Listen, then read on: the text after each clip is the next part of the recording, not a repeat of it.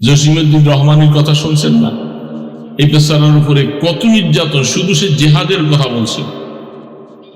জেহাদের কথা কেন বলবো? দীর্ঘ 12 বছর জেলে বেরিয়ে পড়াইয়া, খাওয়া নাই দাওয়া নাই, নির্যাতন করতে করতে তার বাড়ি ঘর দরজাগুলি সব দখল করে নিয়ে নিস্তেজ করে দিয়েছে। তো দীর্ঘ বছর পরে ওই সরকার আমল তো তাদের নামে ফাঁসির অর্ডার। এখনো একজন আসামি, আমাদের অনেক বড় আলেম, তিনি আজকে প্রায় 21 বছর জেলে, তার নামে ফাঁসির অর্ডার। তিনি হলেন মাদাইনগরের সন্দীপের হযরতের বড় মেয়ের জামাই মাওলানা আলী আকবর সাহেব। ওই রমনা বটপুরের ঘটনায় ওনাকে 1 নম্বর আসামি করেছে। সেই আসামি করে তার নামে ফাঁসির অর্ডার হয়ে গেছিল।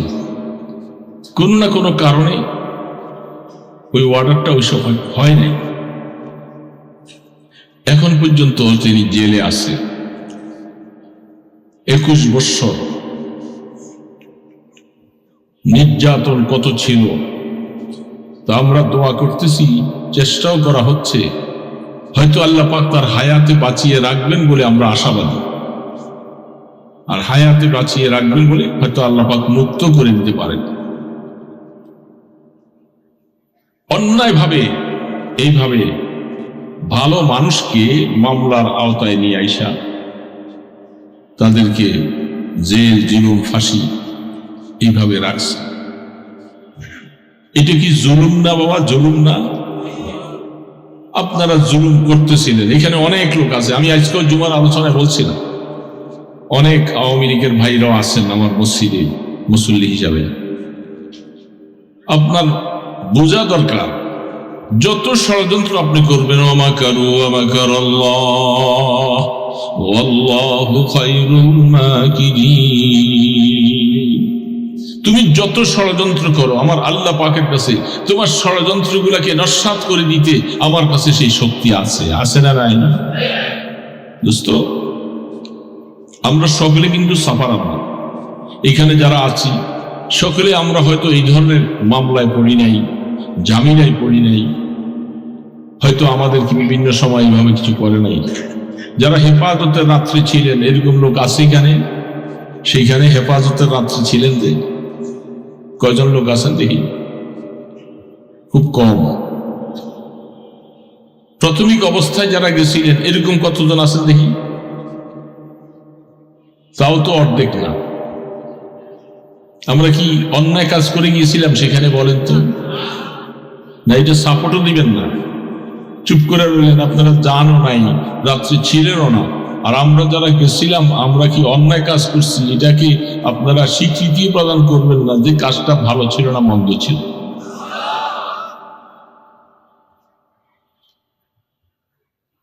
আল্লাহু আকবার। ইসলামের কুলাঙ্গাররা শাহবাগ চত্বরে কি করেছিল? ইতিহাস কি সব ভুলে গেছে? যে জাতি ইতিহাস ভুলে যায় সেই জাতির উন্নতি হবে না অবনতি ছাড়া। আমরা তো ইতিহাস ভুলে গেছি। তারা সেখানে কি করেছিল? মদ খাইয়া খাইয়া আমার তো সব নাচে নাচে। এই সমস্ত ব্যাপারগুলোকে দেখেই তো আল্লামা আহমদ শফি রহমতুল্লাহ আলাইহি বলছেন যে এদেরকে তো এখানে এইভাবে করে তা দেশের যেন HM সরকার, তারা নতুন একটা সরকার হয়ে গেল। সেখানে আলেম ওলামা, মাদ্রাসা ছাত্র, দিনদার সবার ব্যাপারে তারা আতঙ্ক ছিল, এমন ভাবে তারা করেছিল। এই জন্য সর্বশেষ অবস্থায় আমাদেরকে শাপলা চত্বরে যাইতে হবে। ভালো কথা, আমরা সেখানে গিয়েছিলাম। বাবা, এই আপনাদের শেখ হাসিনা, এখানে অনেকে আছেন আওয়ামী লীগের ভাই, উনি বলছিলেন যে হেফাজতের রাত্রে একজনও মানুষ মারা যায় নাই, এগুলি রং মাখা ছিল, রং মাখার পরে পুলিশ দৌড়ে নিচে উঠে চলে গেছে। এই কথাটা আপনার শুনছেন কেউ? একটা দেশের প্রধানমন্ত্রী, তিনি যদি এত বড় একটা মিথ্যা কথা বলতে পারে আমাদের উপরে, মারে নাই কাউকে, আমরা তো সর্বশেষ তাদের গ্রেনেডের হামলাটা হওয়ার 2 মিনিট আগেও সেখান থেকে সর্বশেষ অবস্থায় আসছি। সেখানে আমরা দেখেছি এবং আসার পরে কিভাবে তারা আমাদেরকে ক্ষুধার জ্বালায়, ক্ষুধার্ত অবস্থা, সে করুণ দৃশ্য, খাবার নেই, পানি নেই, অনেকে শেষ পর্যন্ত রাস্তার মধ্যে বেহুশ হয়ে পড়ে আছে, দৌড় দিবার মতো শক্তিটাও নাই। কি নির্মম ভাবে যেদিকে যাচ্ছিলাম, পাশে একটা মসজিদে ওই বলল, হুজুর এখানে আওয়ামী লীগের ক্যাডাররা অস্ত্রশস্ত্র নিয়ে দাঁড়িয়ে আছে, সেখানে গেলে বাঁচতে পারবো। সেখান থেকে চলে আসলো। জীবনের উপরে বাজি রেখে ইনকিলাবের মোড় পর্যন্ত আসলাম। সেখানে গাড়ি আটকা ব্লক করে দেওয়া হলো, সব ফেলে দিয়া গফিবাগ দিয়া জানটা লই আসছি। যেখানে যে এখানে পুলিশের বাধা। সর্বশেষ আত্মগোপনে ছিলাম প্রায় 1.5 মাস থেকে 2 মাস। মামলা হয়ে গেল সবকিছু। আমরা শাপলা চত্বরে যে অবস্থাটা আমাদের লোকগুলাকে মারছে, কেউ যদি বলছে যে সে হেফাজতে তার ছেলে গেছে, তার স্ত্রী গেছে, তাদের ঘর বাড়িগুলাকে ভাঙ্গা চুরমার করেছে, কেউ মুখ খুলে বলতে পারে নাই। তার সন্তান মারা গেছে, গোপনীয় ভাবে চুপচাপ করে করে মাটি করে দাফন দিয়ে দিছে। নোয়াখালী সুবর্ণচরের দিকে প্রোগ্রামে গেছিলাম, দেখাইল যে এখানে চুপচাপ করে আমরা দাফন করেছি। এই যে সেই কবরটা শাপলা চত্বরে, সেখান থেকে শহীদ হয়ে আসছি, কাউকে বলতেও পারি না। 2-4 জনে কোন রকম জানাজাটা দিয়ে দেওয়া হয়েছে, বেশি মানুষ জানাজায়ও আসতে পারবে না। কি একটা অবস্থা গিয়েছিল।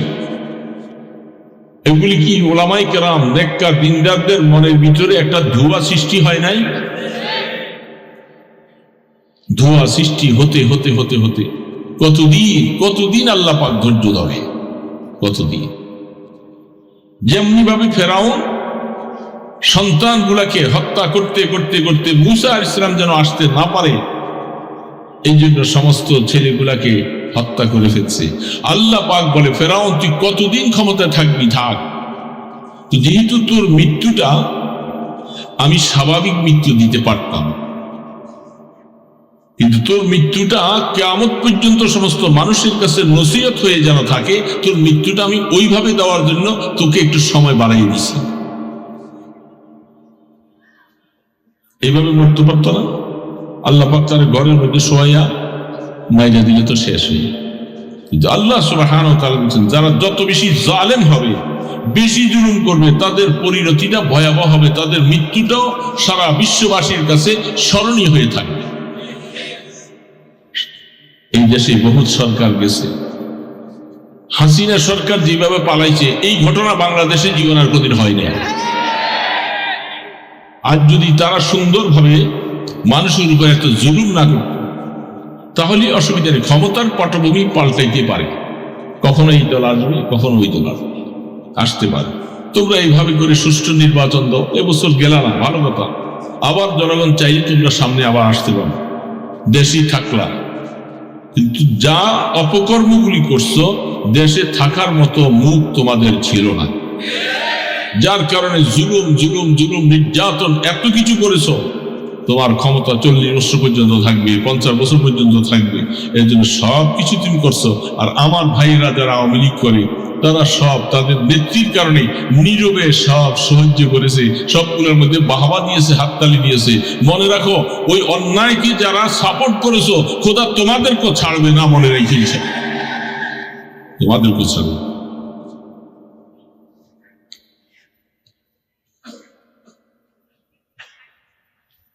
যারা মানুষের উপরে রহম করতে যান না, আল্লাহ তাদেরকে রহম। মানুষ তো সে হোক, সে হয়তো কিছু গুনাহ করেছে, অপরাধ করেছে, কিন্তু আল্লাহর দেওয়া একটা সৃষ্টি, আল্লাহর দেওয়া একটা সৃষ্টির উপরে তুমি এইভাবে করে নিজের ক্ষমতাকে টিকিয়ে রাখার জন্য যা খুশি করছে। এই যে আওয়ামী লীগের ভাইরা অনেকে আসছেন, হয়তো মাইকের আওয়াজ শুনতেছেন। আপনাদের চিন্তা করতে হবে যে আমরা যার অনুসরণ করে চলছিলাম, সে কি বাস্তবিক কাজগুলি করেছে না এটা অন্যায় করেছে। যদি আপনি অন্যায়কে অন্যায় স্বীকার না করে যদি তাকে সাপোর্ট করেন, মনে রাখবেন আল্লাহ আপনাকেও ছাড়বেন, আল্লাহ আপনাকেও ধরবে। এই জন্য মুসলমান ভাইরা বুঝে শুনে আমাদের দল করতে হবে, সিদ্ধান্ত নিতে বুঝে শুনে। কোরআন বলতেছেন, ইয়াওমা নাদউ কুল্লা উনাসিম বিইমামিহি, যারা যাদেরকে পছন্দ করে নেতা বানাবে, সে যদি নামাজি হয়, সে যদি দিনদার হয়, সে যদি নেককার হয়, সে যদি মানুষের হক আদায় করে, জুলুম না করে, মনে রাখবেন কিয়ামতের ময়দানে তার অবস্থা ভালো হবে আর তার সাথে আপনার হাসর হবে। আর সে যদি জালেম হয়, তার পরিণতি খারাপ। আপনি তার সহযোগিতা করার কারণে আপনার জালেমের সহযোগী হিসাবে আপনার পরিণতিও খারাপ। এই জন্য আল্লাহ সুবহানাহু ওয়া তাআলা বলছেন, সবর করো। ইন্নাল্লাযীনা আজরামু কানু মিনাল্লাযীনা আমানু ইয়াযহাকুন। এই ঈমানদারেরা, ঈমানের বলে বলিয়ান হয়ে থাকো। তোমার ব্যাপারে ঠাট্টা হবে, বিদ্রুপ হবে, হাততালি হবে, অনেক ষড়যন্ত্র হবে। তুমি অটল থাকো, ধৈর্য ধরে থাকো। ঈমানটা বহুত বড় মূল্যবান সম্পদ। ঈমান বহুত বড় মূল্যবান সম্পদ। সবকিছু যেতে পারে, ঈমান যেন না যায়। ঈমান যেন না যায়। টর্চারিং করে, রিমান্ডে দিয়ে, অন্যায়ভাবে এমন কথাগুলি তাদের মুখ দিয়া বের করেছে, জীবনটা শেষ হয়ে যাচ্ছে। কতগুলি মিথ্যা কথা এই জসিমউদ্দিন রহমানের মুখ দিয়া বাইর করেছে। বাধ্য হয়ে এত কষ্ট, এত রিমান্ড দিচ্ছে, কষ্ট থাকতে থাকতে তখন বলতেছে, এই ঘটনা কি তুমি করছো, এটা করো নাই। এখন তার মুখ দিয়ে এগুলি বাইর করেছে। যখন জাহান্নামের রিমান্ড যখন তোমাদের উপরে চলবে, মুসলমান মনে রাখো, তখন সেদিন বুঝবা তোমার উপরে কত রিমান্ড যায়। দুনিয়ার রিমান্ড দিয়া তুমি আলেম ওলামা তাদের উপরে এত নির্যাতন করেছ, ক্ষমতা তোমার আছে, সেই দিন কারো ক্ষমতা থাকবে না। ক্ষমতা আমার আল্লাহ পাকের হাতে। কঠিন রিমান্ড যখন দেওয়া হবে, চিৎকার করে কলিজাটা ফাটাইবা, নাজাতের কোনো রাস্তা হবে না। নাজাতের রাস্তা। এই জন্য আমরা যারা দুর্বল আছি, আমরা খেয়াল রাখবো, আমরা জুলুম করবো না, কারো হক নষ্ট করবো না। বুঝে শুনে আমাদের কদম বাড়াও। ব্যক্তিগতভাবে আমরা যেন কারো ক্ষতি না করি। পারবেন না? আমার দ্বারা যেন কারো কোনো ক্ষতি না হয়। উপকার যতটুকু পারি করবো তো করবো, না পারে ক্ষতি যেন না। প্রত্যেকটা মানুষের হক দেওয়ার চেষ্টা করবো। ওয়াল জারিজিল জুনুব, যারা আপনার প্রতিবেশী আছে, হাত্তাকে বাসের সিটের পাশেও যদি বসি, সেও আমার প্রতিবেশী, তার উপরেও যেন আমার জুলুম না হয়। এটাও আল্লাহ পাক খেয়াল করেছেন। এটাও আল্লাহ খেয়াল করেছেন। আপনি বাসের সিটের মধ্যে বসছেন, আগের সিটে বসছেন, আর আপনি সিটের 12 আনা দখল করছেন, আর যিনি আপনার পাশে দেয় বসছে, উনি 6 আনা পাইছে। আপনাকে যদি বলে, ভাই একটু চাপেন চাপেন, পারলে বসেন না, উঠে যান। কোরআন বলছে এটাও জুলুম, এটাও জুলুম। ওয়াল জারিজিল জুনুব, তোমার প্রতিবেশী যে আছে তার হকও তোমাকে আদায় করতে হবে। এতটুকু পর্যন্ত এহসাস, অনুভূতি মুসলমান থাকা লাগবে। মুসলমান সে নিজে কখনো জুলুম করবে না। জুলুম আল্লাহ পাক বরদাস্ত করে না। আপনার প্রতিবেশী অনেকে আছে, সেই প্রতিবেশীকে আপনি খেয়াল রাখতে হবে, আমি যেন তার উপর কোনো জুলুম না করি। রাসূল করিম সাল্লাল্লাহু আলাইহি ওয়াসাল্লাম ইরশাদ করলেন, জিবরিল যতবার আমার কাছে আসছে, প্রত্যেকটা বার প্রতিবেশীর হক সম্পর্কে আমাকে সতর্কবাণী দিয়েছে। যতবার আসছে, প্রায় 24,000 বার আসছে জিবরিল আলাইহিস সালাম প্রতিবেশীর হক সম্পর্কে রাসূল বলেন, আমাকে জিবরিল সতর্ক করেছে। তাহলে বোঝা যাচ্ছে, প্রতিবেশী যদি সে কাফেরও হয়, তার হক আপনি নষ্ট করতে পারবেন। মুসলমান তো দূরের কথা, কাফের হলেও তার হক নষ্ট করা যাবে না, সে আপনার প্রতিবেশী।